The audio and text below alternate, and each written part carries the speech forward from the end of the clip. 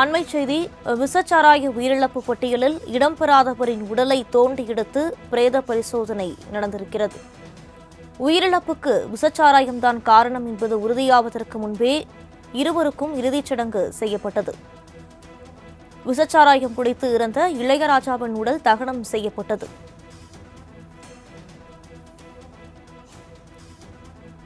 விசச்சாராய உயிரிழப்பு பட்டியலில் இடம்பெறாதவரின் உடலை தோண்டி எடுத்து பிரேத பரிசோதனை நடந்திருக்கிறது.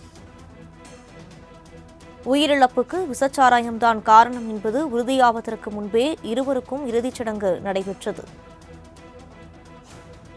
விசச்சாராயம் குடித்து இறந்த இளையராஜாவின் உடல் தகனம் செய்யப்பட்டது. ஜெயமுருகன் உடல் புதைக்கப்பட்டது.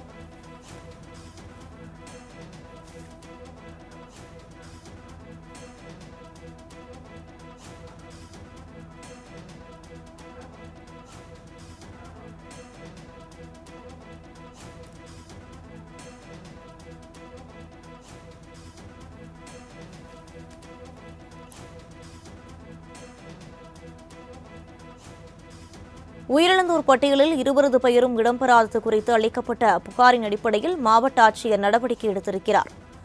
விசச்சாராய உயிரிழப்பு பட்டியலில் இடம்பெறாதவரின் உடலை தோண்டி எடுத்து பிரேத பரிசோதனை நடந்திருக்கிறது. இதுகுறித்த கூடுதல் விவரங்களை வழங்குவதற்காக செய்தியாளர் லோகு இணைப்பில் இருக்கிறார். வணக்கம் லோகு, விவரங்களை பதிவு பண்ணலாம். வணக்கம் லலிதா. கள்ளக்குறிச்சி மாவட்டம் மாதவச்சேரி கிராமத்தைச் சேர்ந்த ஜெயமுருகன் மற்றும் இளையராஜா என்ற இருவர் கள்ளச்சாராயம் வாங்கி குடித்துவிட்டு உயிரிழந்தனர். இதில் அவர்கள் உடலை கள்ளக்குறிச்சி அரசு மருத்துவக் கல்லூரி மருத்துவமனைக்கு பிரேத பரிசோதனையை எடுத்து வந்தபோது அவர்கள் அதை கணக்கில் எடுத்துக் கொள்ளவில்லை என கூறப்படுகிறது. இதனைத் தொடர்ந்து ஜெயமுருகன் மனைவி விஜயலட்சுமி, இளையராஜா மனைவி பவுனு ஆகியோர் கள்ளக்குறிச்சி மாவட்ட ஆட்சியரிடம் மனு அளித்தனர். அதனைத் தொடர்ந்து இருவரும் உடலை தோண்டி எடுத்து பரிசோதனை செய்ய கள்ளக்குறிச்சி மாவட்ட ஆட்சியர் உத்தரவிட்டார். தொடர்ந்து இருவரின் உடலை தோண்டி எடுத்து பிரேத பரிசோதனை உள்ளதாக தகவல் தெரிவித்த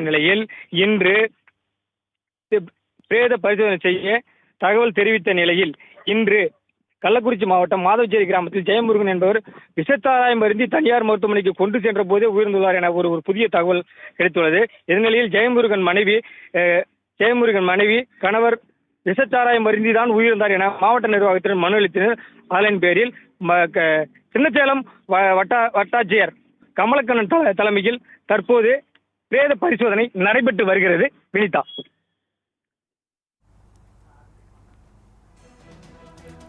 விவரங்களுக்கு நன்றி லோகு.